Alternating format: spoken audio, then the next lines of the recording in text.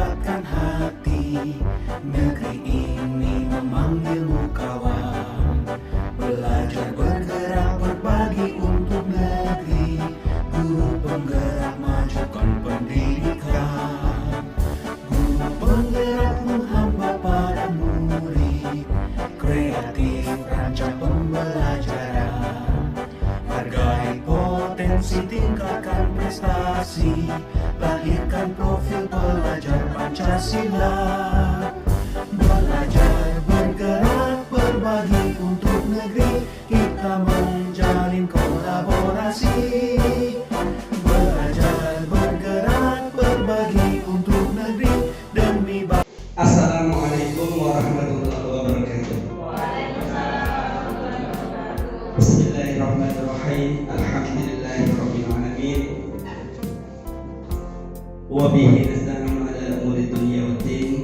Wassalatu wassalamu ala asyrofil anbiya'i wal mursalin sayyidina Muhammadin wa ala alihi wa sahbihi ajma'in. Qala fi kitabil karim, a'udzu billahi minasyaitonir rajim. Bismillahirrahmanirrahim. Wa ma arsalnaka illa rahmatan lil alamin. Amma ba'du. Yang saya hormati Bapak dan Ibu guru, saat ini berkumpul di ruangan yang penuh barokah ini dalam keadaan sehat walafiat. Sholawat dan juga salam semoga tetap tercurahkan pada junjungan kita Nabi besar Muhammad SAW. Semoga kita semua mendapat syafaat dari beliau dan selalu diakui sebagai umatnya di dunia ini. Amin ya rabbal alamin. Bapak Ibu yang saya hormati, pada kesempatan hari ini saya akan menyampaikan beberapa hal. Yang pertama adalah masalah kedinasan. Bapak Ibu sekalian yang saya hormati, kita semua sudah mendapat amanah dari pemerintah untuk melaksanakan tugas dengan baik, yaitu tugas selaku pendidik sekaligus pengajar di lembaga SDN Wonorejo 2 ini. Untuk itu, mari kita melaksanakan tugas ini dengan baik agar apa yang kita lakukan ini mendapat ridho dari Allah Subhanahu wa Ta'ala, sehingga dengan gaji kita yang sedikit ini menjadi rezeki yang barokah. Untuk itu, Bapak Ibu, budaya positif di lembaga ini selalu digali dan dikembangkan agar lembaga ini menjadi lembaga yang eksis, menjadi lembaga yang favorit, sekalipun lokasinya ada di pelosok desa. Jadi intinya bisa bersaing dengan lembaga-lembaga yang ada di pinggir jalan raya sana. Yang paling penting Bapak Ibu, atau yang paling utama, kedisiplinan dari Bapak Ibu sekalian. Kedisiplinan dan juga rutinitas atau istiqomah dalam absensi di lembaga. Kalau Bapak Ibu sudah masuknya lebih jarang daripada siswanya, maka pendidikan itu tidak akan berhasil. Soalnya baik tidaknya lembaga itu tergantung dari Bapak Ibu sekalian. Alhamdulillah Ibu Binta ini sekarang sudah mencalonkan diri menjadi calon guru penggerak angkatan ke-7. Mudah-mudahan hal baik ini akan diikuti oleh Bapak Ibu yang lain. Ini termasuk pengembangan diri dari masing-masing karakter Bapak Ibu sekalian. Ini misalnya sebagai seorang pendidik, memang tuntutannya berat Bapak Ibu sekalian. Kita selalu dituntut untuk mengembangkan bakat kita, kemudian diterapkan untuk anak didik, sehingga anak didik nantinya menjadi anak didik yang betul-betul berguna bagi nusa, bangsa, dan juga agama. Orang pendidik itu dikatakan berhasil bukan berarti membuat anak didiknya menjadi bisa segalanya, tetapi seorang pendidik akan dikatakan berhasil apabila anak didiknya itu menjadi anak yang berguna bagi nusa, bangsa, dan juga agama. Itu seorang pendidik yang berhasil. Untuk itu, karena pada masa sekarang ini Bapak Ibu, kita selalu dituntut untuk mengikuti perkembangan informasi dan juga teknologi yang selalu berubah-ubah. Jangankan itu Bapak Ibu, kurikulumnya saja belum 1 tahun sudah berubah lagi, sehingga kita dituntut untuk selalu mengikuti perkembangan khususnya di bidang pendidikan. Sekalipun kurikulum yang satunya masih belum paham betul, sudah diganti dengan kurikulum yang baru lagi. Nah, sehingga sekarang ini mungkin nantinya setelah Bu Binta ini lulus dari kegiatan sebagai calon guru penggerak ini, segala ilmu yang didapatkan oleh Bu Binta bisa ditularkan ke teman-teman khususnya di lembaga SDN Wonorejo 2 ini. Jadi tolong nantinya Bu Binta ya, kalau punya kelebihan dalam hal mendidik anak, teman-teman yang lain yang belum melangkah seperti Bu Binta, ditulari sedikit-sedikit masalah ibunya, sehingga apa yang didapat atau ilmu yang didapat oleh Bu Binta itu menjadi ilmu yang bermanfaat. Seperti itu. Nah, mudah-mudahan acara pada pagi hari ini bisa berjalan lancar. Amin ya rabbal alamin. Dan dari saya cukup sekian saja. Saya akhiri wabillahi taufiq wal hidayah. Wassalamualaikum warahmatullahi wabarakatuh. Terima kasih Bapak Kepala Sekolah atas penjelasannya dan motivasinya. Semoga motivasi Bapak bisa meningkatkan derajat dari UTBK. Assalamualaikum warahmatullahi wabarakatuh. Alhamdulillah, segala puji bagi Allah karena di siang ini kita dapat berkumpul dalam acara diseminasi budaya positif sebagai wujud aksi nyata saya dalam menempuh pendidikan guru penggerak angkatan 7. Saya di sini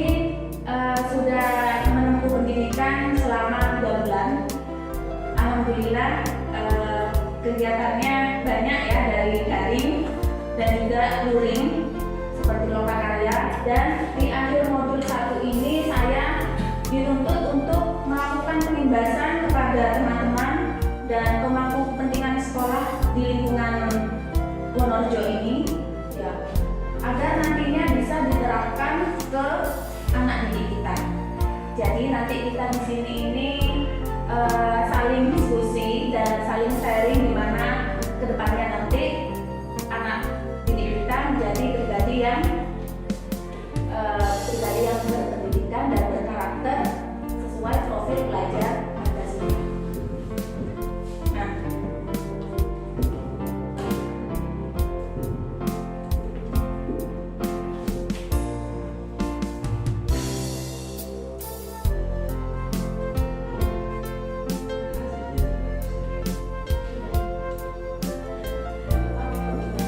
untuk pertama kali saya ucapkan selamat datang pada Bapak dan Ibu guru hebat.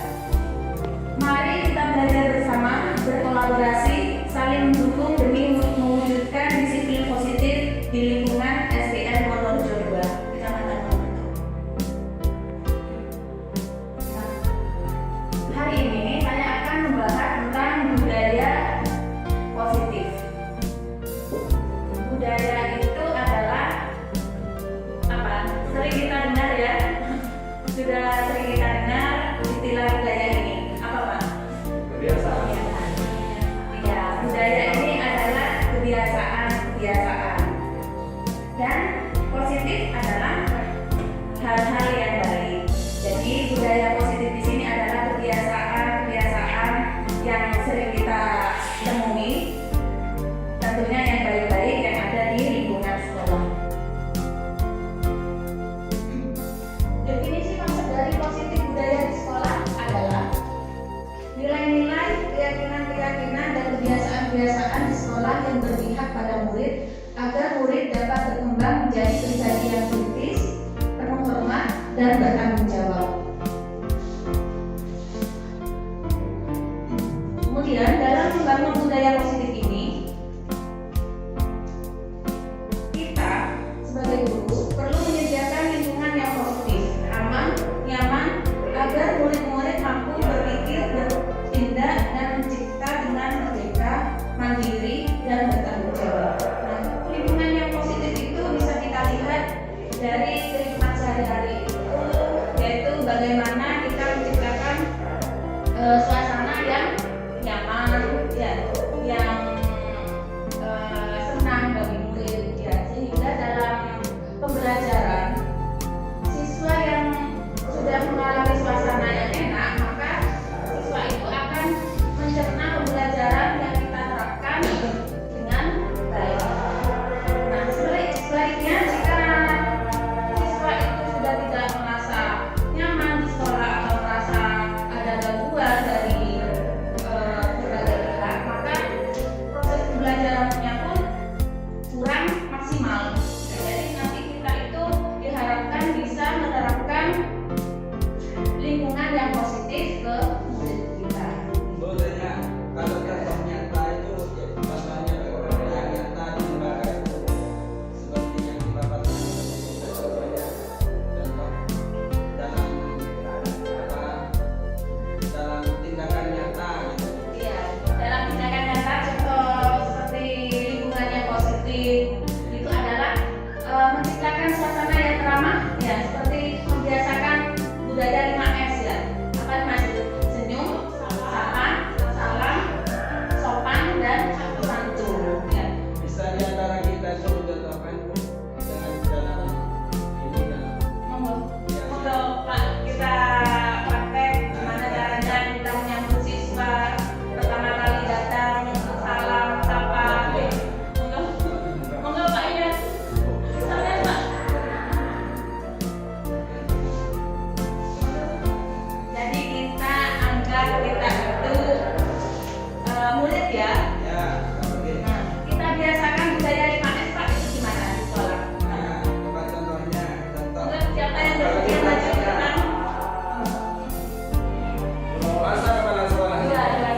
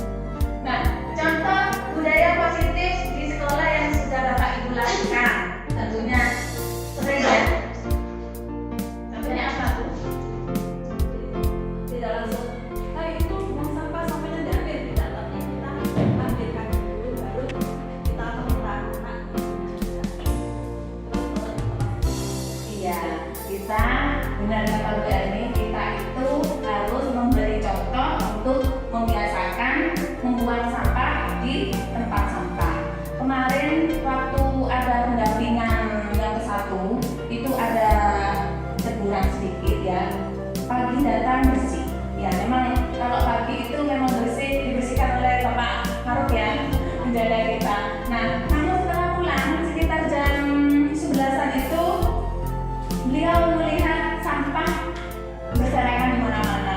Saya bertanya, Bu. Terima kasih waktunya Ibu. Itu yang jenengan paparkan mulai dari awal itu kan budaya yang positif. Tapi di sini saya menemukan budaya yang tidak positif.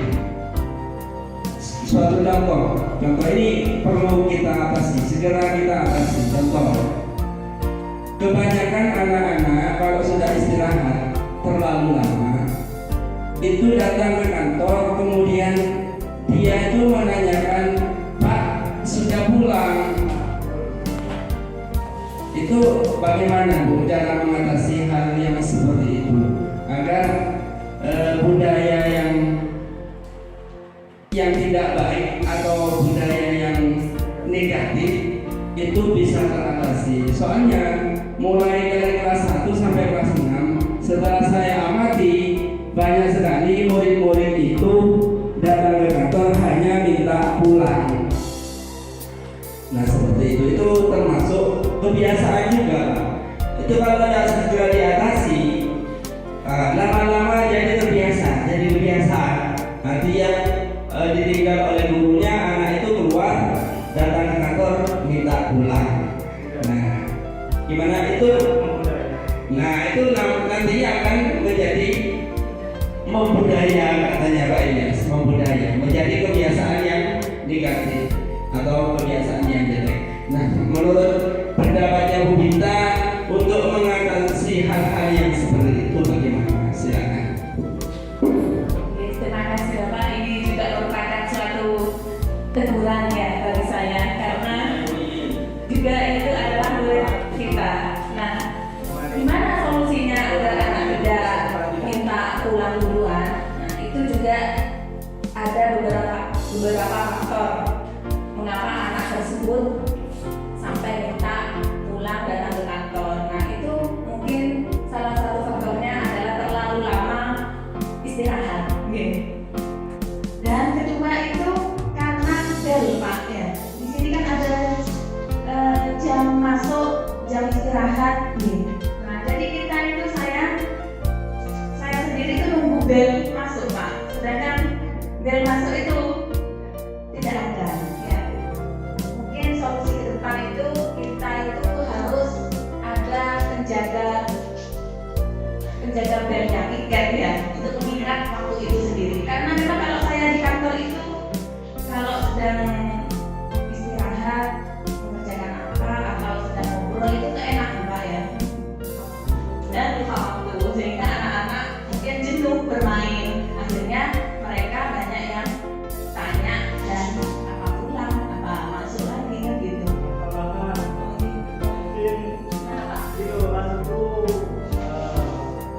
Di kelas saya juga sama seperti itu. Jadi ketika gurunya datang itu mesti tanya kapan pulang Pak. Saran saya itu mungkin di tiap kelas itu diberikan jam, karena kalau sudah ada jam anak-anak tahu oh jam pulangnya katakanlah jam 12. Kalau sudah jam 11 masih jam 11 berarti belum waktunya pulang. Mungkin seperti itu Pak. Nah, Ya itu. Terima kasih. Terima kasih masukan yang positif dan baik buat anak didik kita ya. Mungkin ada lagi masukan lagi gimana caranya agar anak didik kita itu tidak selalu ingin minta pulang. Jadi di setiap kelas itu ada jam. soalnya di mana-mana kan yang sama. Oke, monggo Bu Eri masukannya. Assalamualaikum warahmatullahi wabarakatuh. Salam. Masalah untuk jam waktu istirahat atau waktu pulang, sebetulnya untuk jam itu kita sudah ada dulu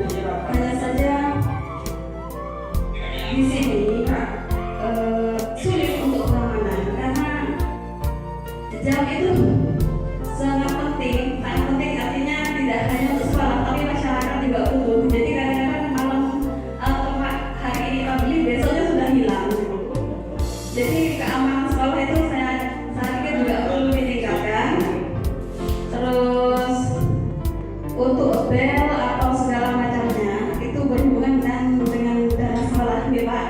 Jadi ini PR sebetulnya untuk sekolah kita, mulai dari hal kecil. Sebetulnya dalilnya kan hal kecil ya. Hanya saja menjadi kebiasaan yang tidak baik kalau dibiarkan tidak ditangani. Jadi lebih baik kita bicarakan lagi sama-sama dalam konteks bagaimana, karena ini kan berhubungan dengan dana sekolah. Ya mungkin hanya itulah dari saya Pak. Ini jadi PR kita bersama. Terima kasih. Terima kasih Bu Erni, masukan yang sangat bagus ya. Semoga nanti kita bisa saling kerjasama dan bagaimana caranya bisa melengkapi sarana yang ada. Kemudian ini dokumentasi dari penerapan budaya positif yang sudah saya lakukan, yaitu membuang sampah di tempat sampah. Ada jadwal piket, ya. Tentunya di setiap kelas sudah ada ya.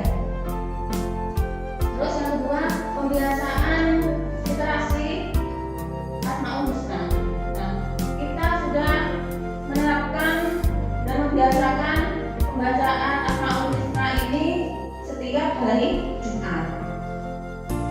Tolong ini dilakukan secara konsisten ya, karena sepertinya setelah liburan semester ini sudah tidak ada. Terus yang ketiga yaitu sumbangan bencana gempa di Cianjur. Nah, ini merupakan nilai kemanusiaan ya, nilai kemanusiaan dan membiasakan pada anak untuk mempunyai rasa empati yang tinggi dan saling tolong. Kemudian konsep utama dalam budaya positif yang akan kita bahas hari ini adalah ada 7. Yang pertama, perubahan paradigma. Yang kedua, disiplin positif. Yang ketiga, kebutuhan dasar manusia. Keempat, motivasi perilaku manusia. Kelima, posisi kontrol. Keenam, keyakinan kelas. Dan yang terakhir, segitiga restitusi. Untuk yang pertama yaitu perubahan paradigma.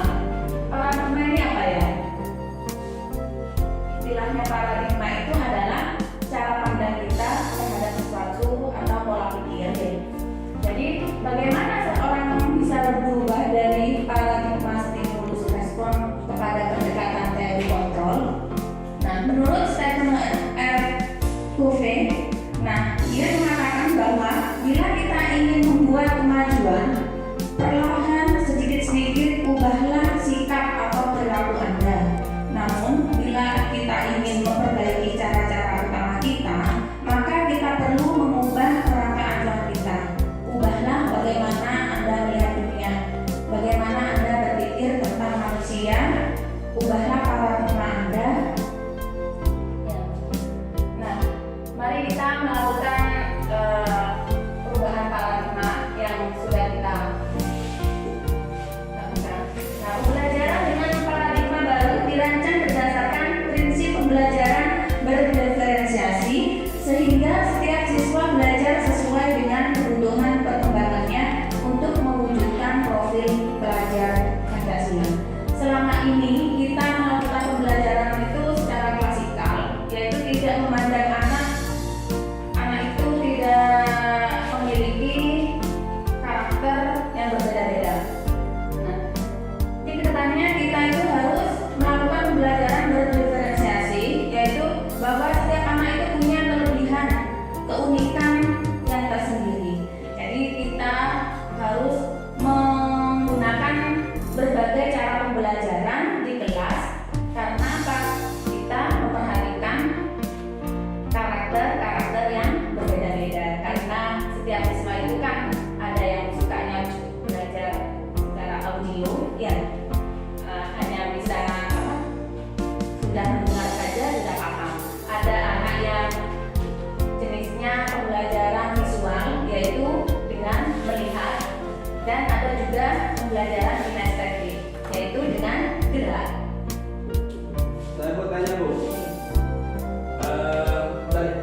awal tadi saya melihat ada kata paradigma stimulus. Ya, padahal itu ada dua kata ya, paradigma sendiri, stimulus sendiri. Ya, nah di situ makna dari stimulus itu, kalau yang saya tahu ketika saya waktu duduk di bangku SPG dulu, stimulus itu adalah rangsangan. Jadi bagaimana caranya kita merangsang siswa dan untuk berpandangan yang baik, ya, seperti yang tertera di situ. Paradigma itu kan artinya tadi apa Bu? Pandangan ya? Iya.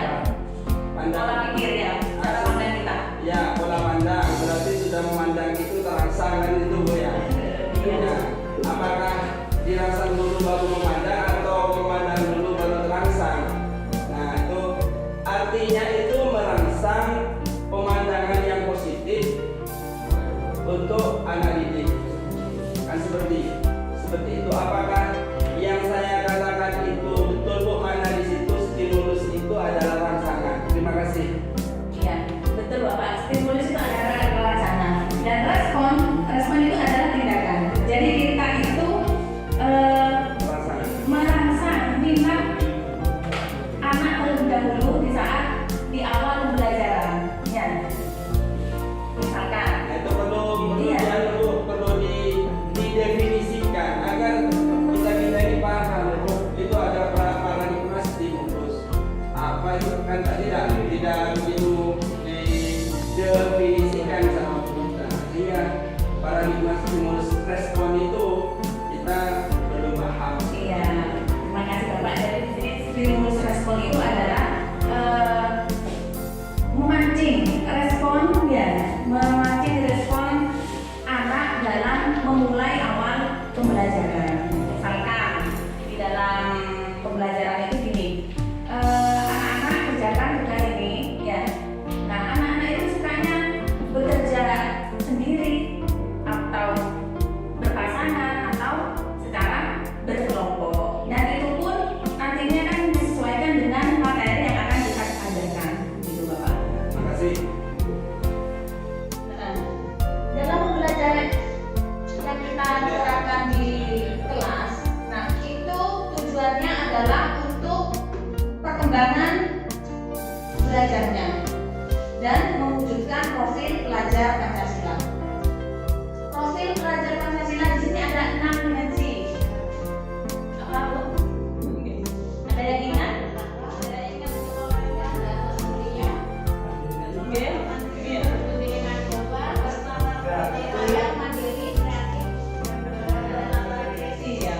Itu bisa dinyanyikan ini sama Bu Agus. Iya. Biasanya Lagunya gimana? Guru PAUD ini bisa menyanyikan. Untuk yang menyanyi kita menyanyi profil pelajar Pancasila. Pakai mic Bu, pakai mic. Coba pakai mic Bu. Di depan aja Bu, maju. Ayo depan. Untuk 1, 2, 3. Pelajar Pancasila beriman dan bertakwa pada Tuhan yang esa dan berakhlak mulia, berkenegaraan global, gotong royong mandiri, kreatif dan bernalar kritis. Terima kasih, itu bisa diajarkan ke murid kita ya. Iya, Stimulus. jadi dengan gerakannya itu lebih mengena ke siswa ya. Kemudian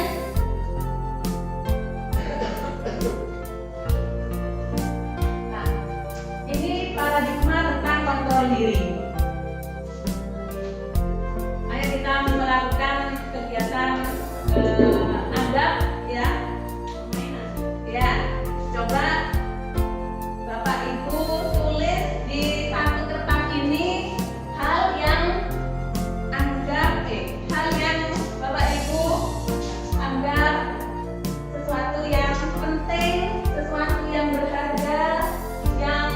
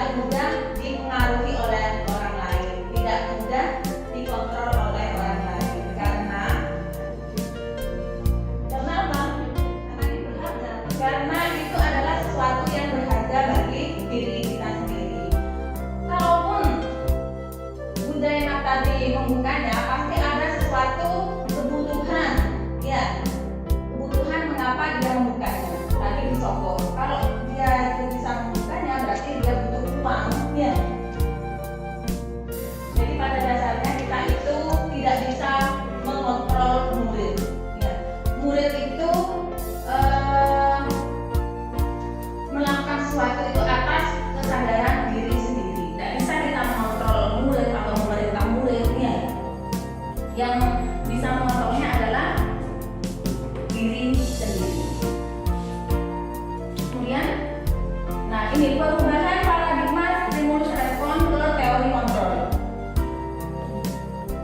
Yang tadinya kita mencoba mengubah orang lain berpandangan sama dengan kita ubah bahwa kita berusaha memahami pandangan orang lain tentang dunia.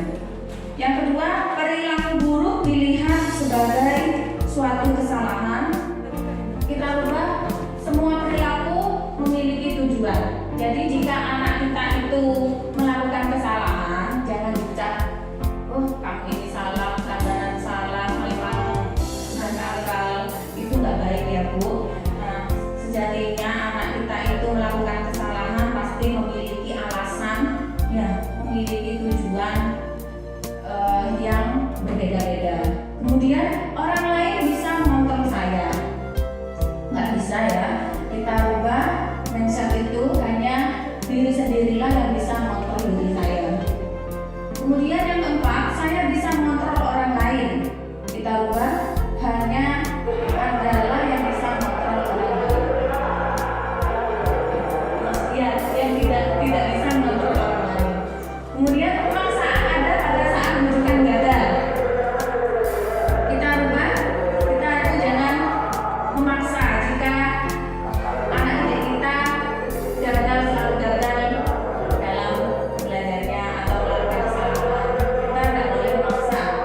Kita harus menciptakan, memberi pilihan-pilihan yang baru, ya, untuk membenarkan perilaku anak tersebut. Kemudian konsep yang kedua adalah disiplin positif. Disiplin ini artinya apa ya? Disiplin ini identik dengan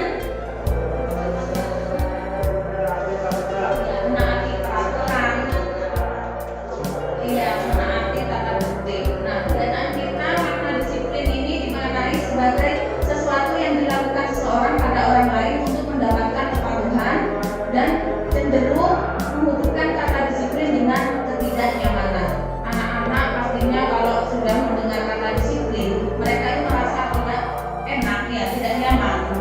Dan anak-anak itu kebanyakan sudah menghindari hukuman untuk melakukan disiplin. Sebagai pendidik, tujuan kita adalah menciptakan disiplin diri sehingga mereka bisa berperilaku yang mengacu pada nilai-nilai kebajikan universal dan memiliki motivasi intrinsik, bukan ekstrinsik. Motivasi intrinsik ini adalah motivasi ya yang berasal dari dalam diri anak sendiri. Jadi kita tumbuhkan ke anak didik ini untuk sadar ya berperilaku disiplin. Kemudian disiplin positif merupakan salah satu cara penerapan disiplin yang bertujuan untuk menumbuhkan kesadaran dan memberdayakan anak untuk melakukan sesuatu tanpa sorotan, ancaman atau hukuman. Saya Bu,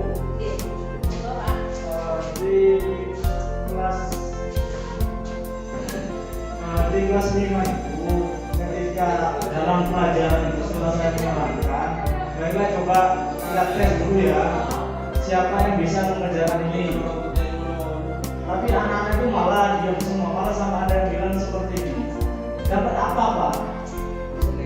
Gak punya hadiah Pak? Gak ada Pak. Kalau uang Pak, ada Pak. Jangan mikir uang dulu, bilang gitu saya. Bukan Pak, saya tidak mikir uang dulu. Yang sekarang uang dulu tidak laku, malah bilang seperti itu. Jadi pemikiran psikisnya anak itu sangat luar biasa. Jadi motivasi yang bagus untuk anak-anak itu kan bagaimana?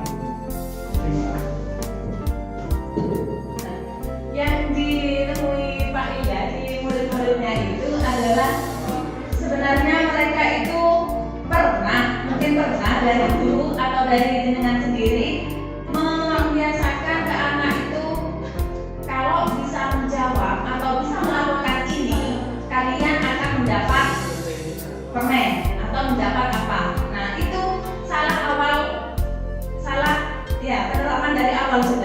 Jadi anak sudah terbiasa nantinya di dalam kelas, Pak saya kalau bisa mengerjakan ini, saya dapat apa Pak? Dapat apa Pak? Nah jadi setelah lama-lama kelamaan mereka itu nanti ya. Jadi itu kurang tepat ya, motivasinya dari kita itu kurang tepat kalau memberi penghargaan seperti itu. Jadi bagaimana cara kita menanamkan motivasi internal, yaitu dengan cara ujian, tepuk tangan, atau memberi pemahaman kepada anak bahwa hal-hal yang baik itu adalah sesuatu yang sangat baik atau berharga. Ya, tak perlu ada benda atau uang atau apa. Nilai-nilai kebajikan universal yang kita terapkan di anak ini adalah sifat-sifat positif manusia yang merupakan tujuan mulia yang ingin dicapai setiap individu. Nilai-nilai tersebut bersifat universal dan setiap perilaku atau perbuatan itu memiliki suatu tujuan. Nah, dengan mengaitkan nilai-nilai kebajikan yang diyakini seseorang, maka motivasi intrinsik ini akan muncul dan terbangun sehingga menggerakkan motivasi dari dalam untuk mendapatkan tujuan yang diinginkan. Nah, nilai-nilai kebajikan itu seperti tadi itu ya, profil pelajar Pancasila: beriman, bertakwa, berakhlak mulia, mandiri, gotong royong.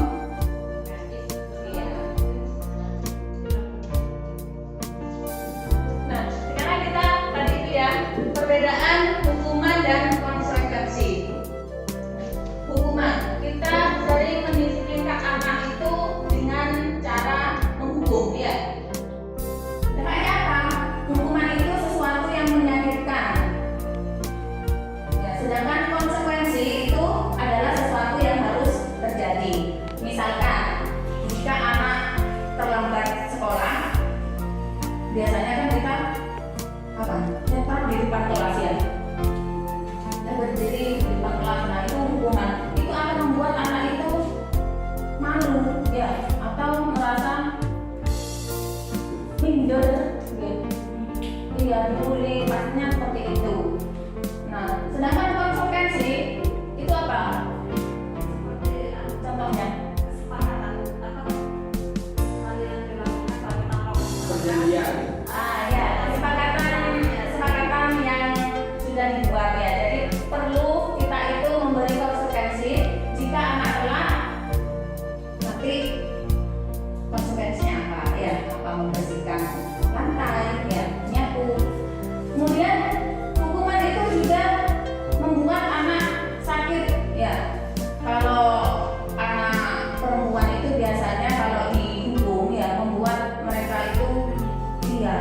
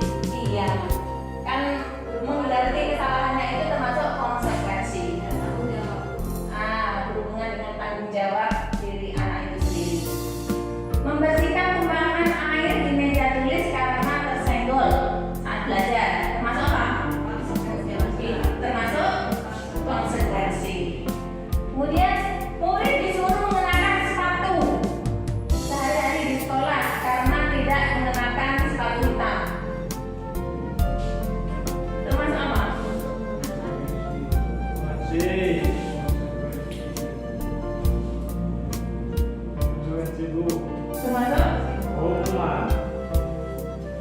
Ya, ini termasuk hukuman karena anak itu tidak mengenakan sepatu hitam. Ya, hukumannya disuruh menggunakan sepatu sehari-hari. Mungkin ada kata yang tidak menggunakan sepatu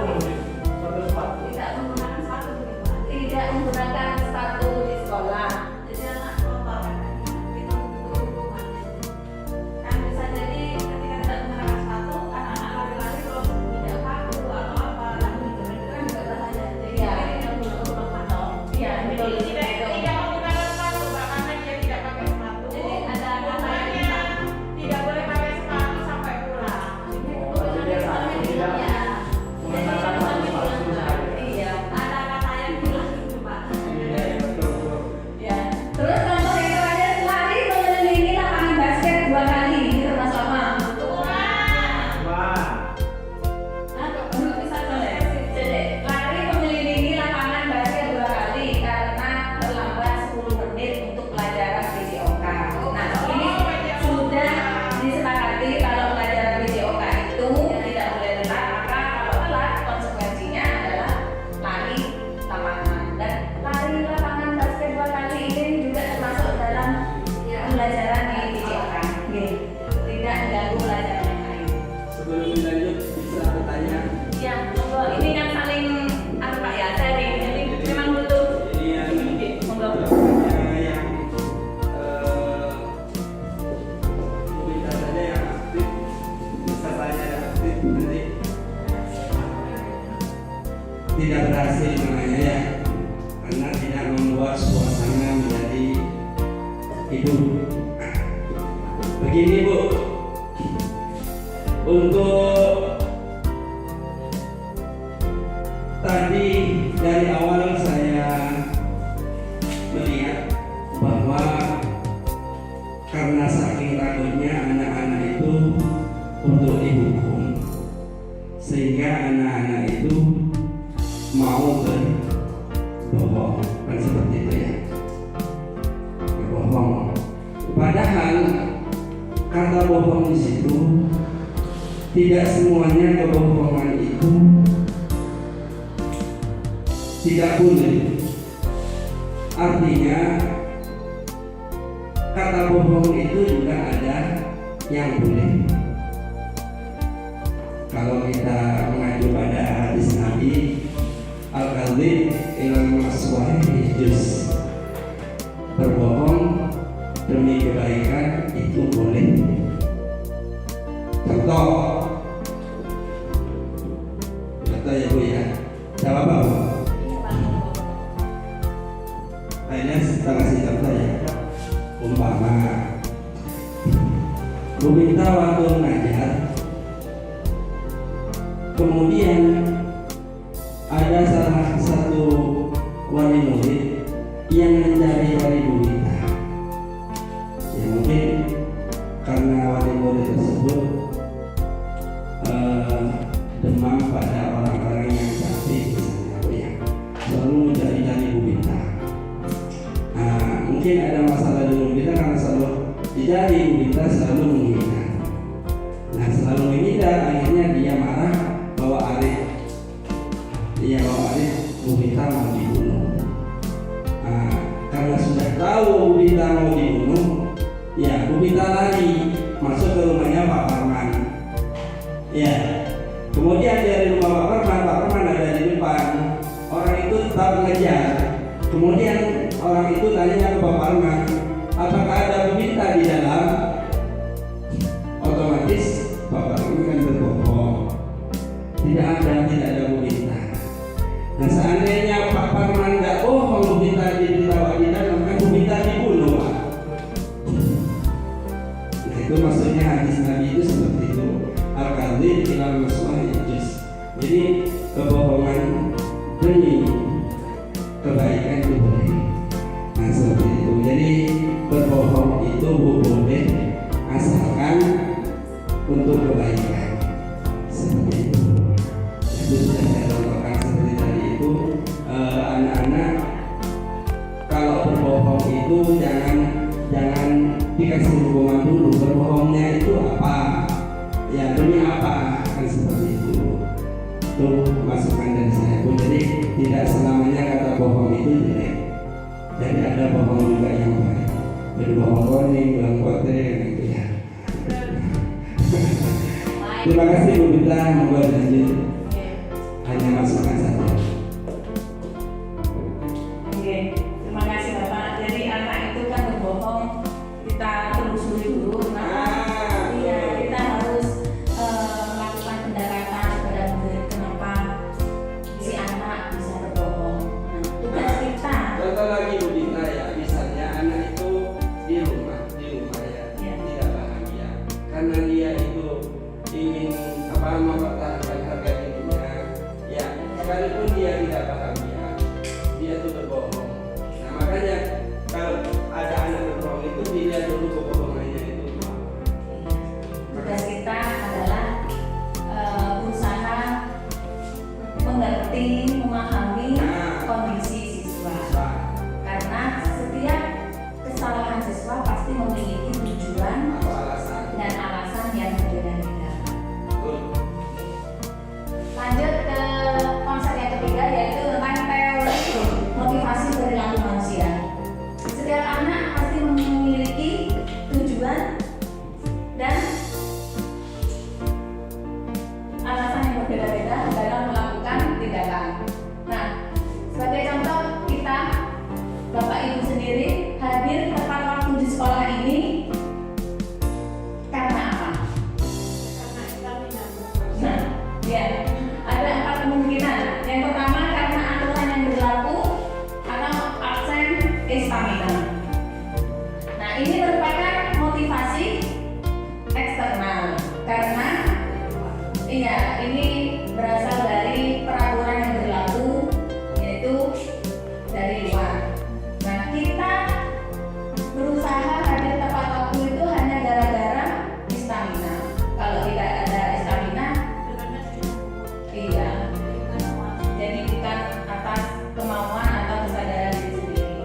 Yang kedua, karena perintah dari kepala sekolah atau ingin diuji kepala sekolah. Mungkin itu karena Bapak kepala sekolah itu kan sering menegur, jadinya kita itu takut atau sungkan ya kepada kepala sekolah. Atau Bu Astri ini setiap hari ini memang pagi, ya. Jadi semakin Bu Astri ya, semakin aku kira dulu dipuji kepala sekolah saya pagi lagi besok. Sebenarnya baik itu, tapi nanti gimana efeknya jika tidak ada kepala sekolah? Oh iya, besok kepala sekolah tidak ada, tapi saya siang sudah. Jadi ini motivasi eksternal yang kurang tepat juga ya. Untuk yang ketiga, agar menjadi tauladan bagi murid. Teladan, contoh ya. Jadi ini adalah motivasi internal karena itu keinginan kita sendiri agar bisa dicontoh. Karena kalau dalam pagi itu nanti muridnya dalam iya. Ya, betul.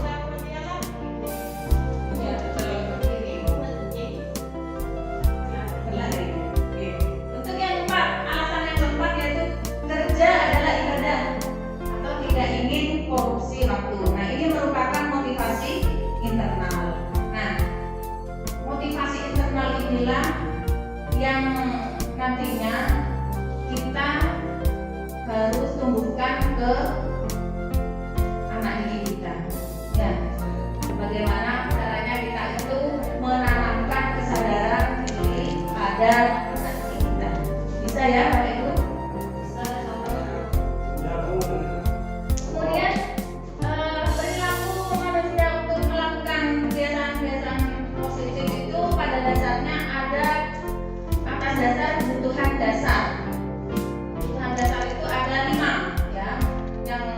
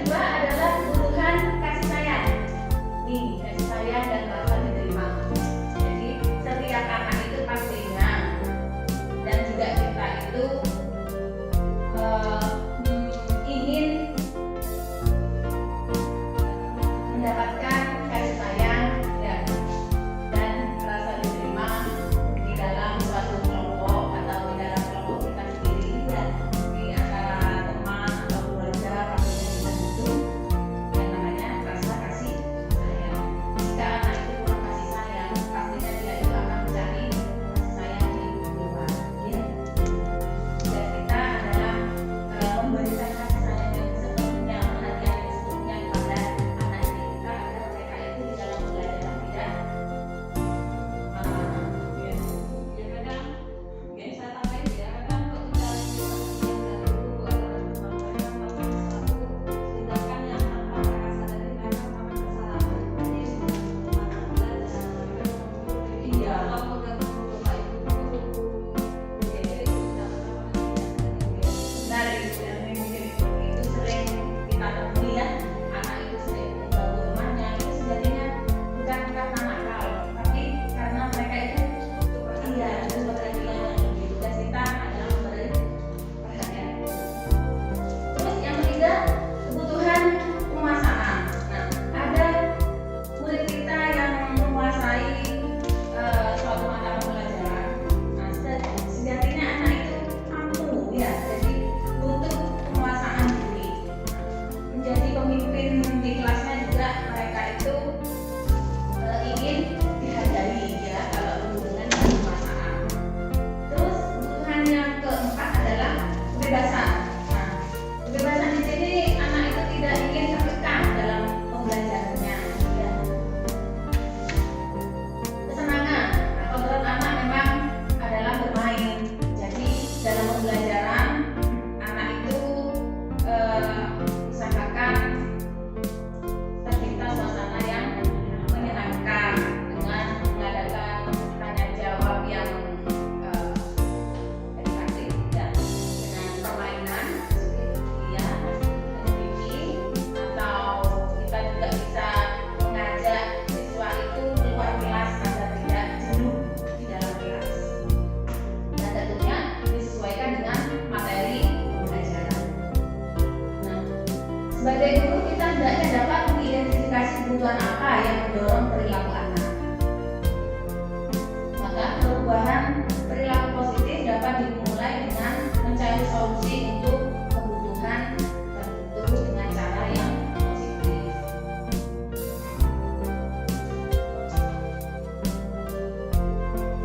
Kemudian yang kelima adalah posisi kontrol. Nah, ada 5 posisi kontrol kita sebagai guru yang sering kita lakukan yaitu sebagai penghukum. Nah, seorang penghukum ini kita biasanya menggunakan hukuman fisik ataupun verbal dengan kata-kata. Hukuman fisik yang seperti tadi sudah kita uraikan ya. Yang kedua, membuat orang merasa bersalah. Pada posisi ini biasanya guru akan bersuara lebih lembut dan menggunakan keheningan membuat orang lain merasa tidak nyaman, bersalah atau rendah diri. Yang ketiga, teman. Guru pada posisi ini tidak akan menyakiti murid, tapi lebih mengontrol murid melalui persuasi atau ajakan dan membujuk. Yang keempat, sebagai pemantau atau monitor. Nah, di sini guru itu selalu mengawasi dan bertanggung jawab atas perilaku orang-orang yang diawasi. Dan yang kelima, posisi sebagai manajer, yaitu posisi di mana guru berbuat sesuatu bersama dengan murid, mempersilahkan murid mempertanggungjawabkan perilakunya dan mendukung murid agar menemukan solusi atas permasalahannya sendiri. Nah, di antara 5 posisi kontrol ini, mana posisi yang sering Bapak Ibu lakukan di dalam kelas? Oke, Pak Ian, monggo. Kalau di kelas 5 itu sebelumnya kan sudah konsultasi dengan kita ini yang bagus untuk siswa itu bagaimana. Ternyata saya lihat kita sudah 13 tahun ternyata sebagai teman. Akhirnya saya coba terapkan itu yaitu mengajak anak atau mendidik anak untuk sesuatu yang baik. Contohnya karena kelas 5 itu kejadiannya anak-anak yang perempuan atau yang dekat jendela itu mesti buang sampah langsung ke jendela. Artinya dia itu tidak mau buang sampah di luar. Akhirnya saya ajak, kalau mau buang sampah itu jangan di jendela, tapi di tempat sampah. Tapi hal itu hanya berlaku beberapa bulan. Akhirnya dari hal tersebut saya kembangkan. Itu akhirnya membuat bintang kebaikan dan bintang keburukan. Jadi selama 1 bulan jika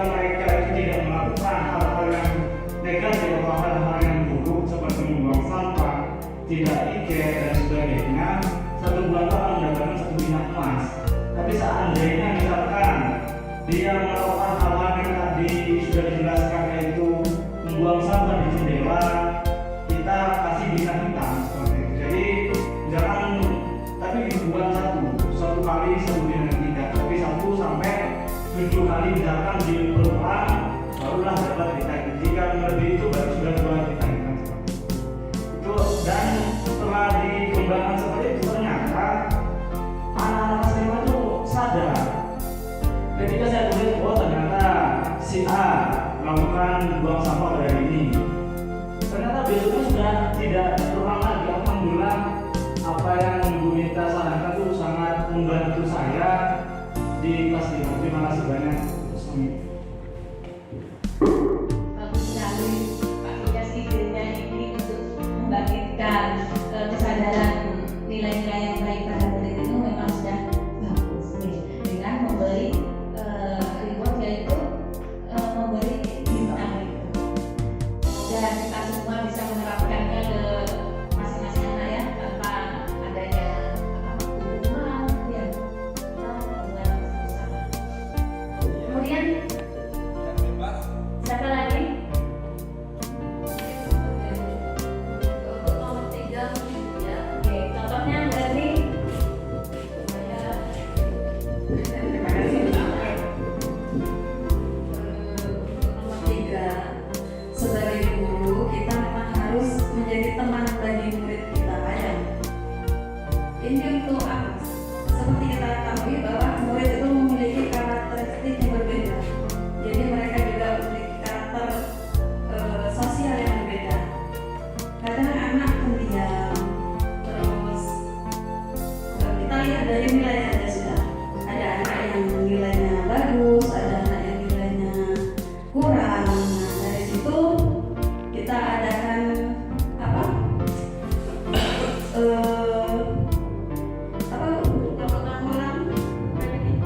Remedi. Nah, dari remedi ternyata masih kurang nilainya. Dan dari situ kita menempatkan diri jangan sebagai guru, tapi sebagai orang. Kita akan mendekati anak sebagai teman, kita ajak bicara, terus kita cari asal kenapa anak ini kok bisa jadi seperti ini. Kita ajak bicara terus, kita anggap dia itu teman kita ya.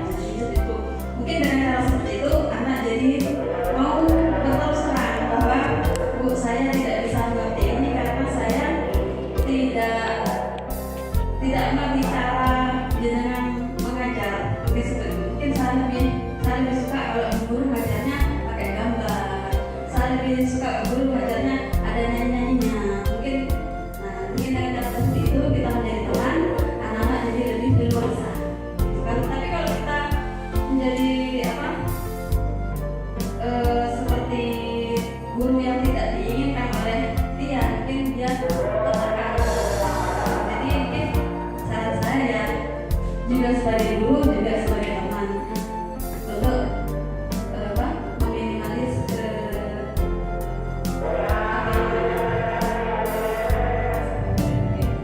kepasihan murid dan supaya materi itu tercapai sesuai dengan tujuannya akan kita capai pada pembelajaran hari itu. Gitu. Bagus sekali, berarti terima kasih masukannya. Jadi cara belajar itu sangat luar biasa ya. Bu Eni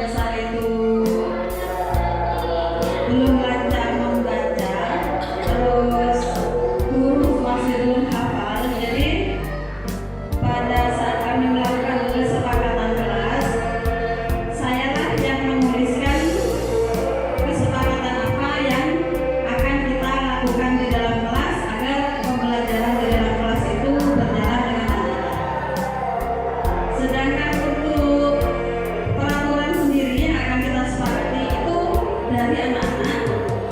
Saya bimbing mereka untuk mengungkapkan apa yang boleh dan tidak boleh dilakukan di dalam kelas. Yang meskipun ada yang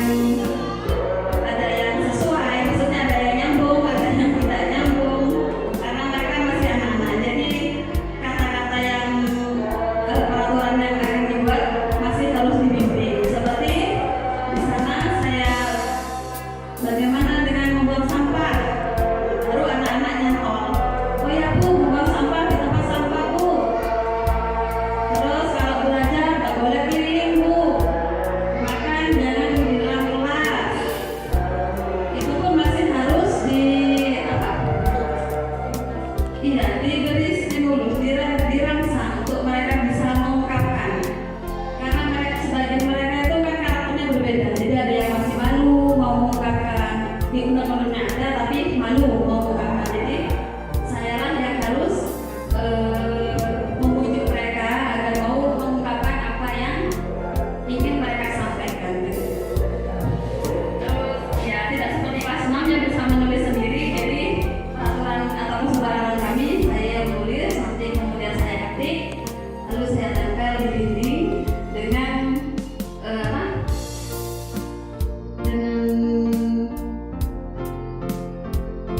bentuk yang mungkin menarik atau menarik gitu. Itu dari saya untuk kelas 1. Terima kasih Bu. Iya. Terima kasih Bu Elvi masukannya. Ya. Jadi memang guru yang paling hebat menurut saya ini adalah guru kelas 1. Ya. Karena Bu Elvi ini tahu karakter dari setiap anak-anaknya. Ya. Karena sudah masih kecil-kecil ya, guru kelas 1 itu dituntut untuk memunculkan kreativitas, memunculkan bahasa, memunculkan unek-uneknya, ya. Harus pintar-pintar telaten.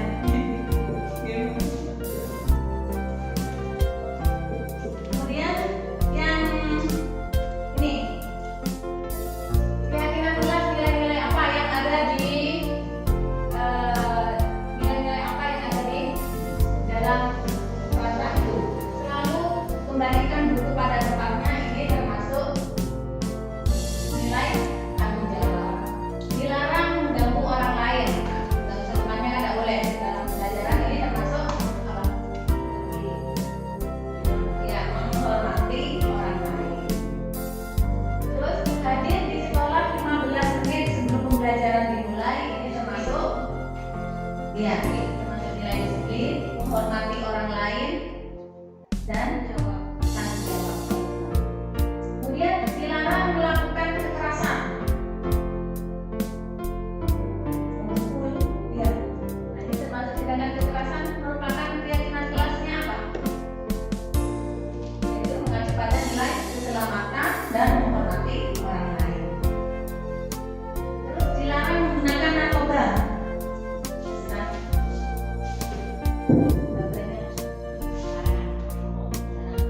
Termasuk apa itu?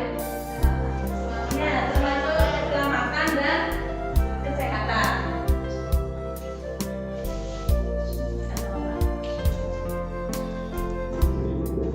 Kemudian bergantian atau antri menunggu giliran. Ini termasuk nilai apa? Oke. Ya, termasuk nilai menghormati orang lain dan kesabaran. Ya. Terus gunakan masker, termasuk kesehatan. Kemudian jangan berlari-lari di dalam kelas. Ya, termasuk keselamatan dan keamanan. Nah, sekarang yang terakhir adalah restitusi. Restitusi ini ya, cara mendisiplinkan anak yaitu untuk memperbaiki kesalahan mereka sehingga mereka bisa kembali pada kelompok mereka dengan karakter yang lebih kuat. Restitusi juga merupakan proses kolaboratif yang mengajarkan murid untuk mencari solusi untuk masalah mereka dan membantu murid untuk berpikir tentang seperti apa yang mereka inginkan dan bagaimana mereka harus memperlakukan orang lain. Nah, restitusi ini merupakan proses menciptakan kondisi bagi murid atas kesalahan mereka. Di sini murid diajak untuk mencari solusi masalah dan membantu murid untuk memiliki tujuan disiplin positif dan memulihkan dirinya setelah berbuat kesalahan. Nah, segitiga restitusi ini dibuat segitiga gini karena tahapan yang pertama adalah ada 3 tahapan ya, yaitu yang pertama menstabilkan identitas. Ini jika anak melakukan kesalahan, jangan langsung menghukum ya, kita dekati dulu ya dengan menggunakan kata-kata setiap orang pasti melakukan kesalahan. Kamu juga bukan satu-satunya orang yang salah. Nah, ini menstabilkan identitas. Kita bisa berkata untuk membuat anak merasa gagal karena berbuat salah itu adalah sesuatu yang biasa ya. Dan itu adalah sesuatu yang manusiawi ya, tidak ada manusia yang sempurna ya. Kemudian validasi, tahapan yang kedua yaitu validasi kebutuhan. Nah, di sini membantu murid mengenali kebutuhan dasar yang ingin dipenuhinya. Pada dasarnya setiap tindakan manusia itu mempunyai tujuan untuk memenuhi kebutuhan dasar, itu penguasaan, kebebasan, kasih sayang, dan rasa diterima, kesenangan atau bertahan hidup. Nah, kita bisa berkata dengan kamu bisa saja melakukan hal ini yang lebih buruk. Kamu pasti punya alasan mengapa melakukannya. Kemudian tahapan yang ketiga yaitu setelah validasi kebutuhan, kita mengetahui kebutuhan apa yang ada pada anak itu, kita menanyakan keyakinan yang ada pada dirinya sendiri, yaitu anak ini melihat kesalahannya dihubungkan dengan norma sosial dan nilai-nilai yang mendasari manusia untuk berinteraksi dengan orang lain. Nah, apakah kamu itu sudah sesuai dengan nilai atau kesepakatan di kelas kita gitu ya. Nah, ini adalah contoh segitiga restitusi yang sudah saya lakukan terhadap anak-anak yang bermasalah.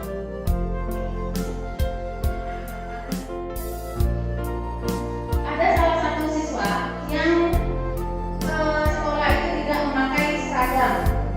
Saya tidak langsung menghukumnya, tetapi saya panggil dia secara pribadi agar mereka itu tidak merasa